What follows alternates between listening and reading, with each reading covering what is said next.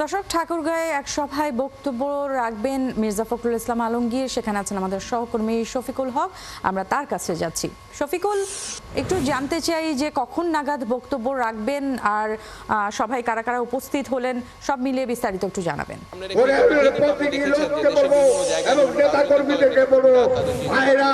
আপনারা সোচ্চার হন এবং আগামী দিনে যেন পরে আমরা অন্য ইউনিয়ন আছে বিপুল ভোট দিয়ে এই এলাকার উন্নয়নে আমরা শরীক হতে পারি এবং এমন ভোট দিতে পারি যেন মির্জা আলমগীরকে আমরা বলতে পারি যে স্যার, আমরা তো ভোটে আপনাকে অনেক ভোট দিয়েছি, আপনি কেন আমার এলাকায় উন্নয়ন করবেন না? গড়েয়া ইউনিয়নে আজকে তার নির্বাচনী আমি মির্জা ফখরুল ইসলামের আলমগীরের জন্য আগামী ফেব্রুয়ারিতে ভোট স্থানীয় যে ধর্মাবলম্বী যারা রয়েছে সেই সমস্ত ধর্মাবলম্বী ছাড়াও কিন্তু নারী ভোটার যারা রয়েছে একই সাথে যে সুধী সমাজ এই গড়ে ইউনিয়নে সেই স্থানীয় যেই তাদের সাথে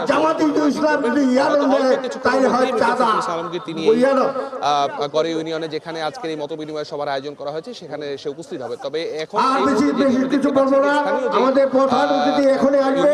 এখন আমি বক্তব্য রাখার জন্য থানা কমিটির সেক্রেটারি জনাব তুইকে কিছু বলার জন্য বিএনপি নির্বাচনে আসলে কি ধরনের সরকার তারা গঠন করবে এটি কিন্তু তারা তাদের যে 31 দফা সেই 31 দফায় বিস্তারিত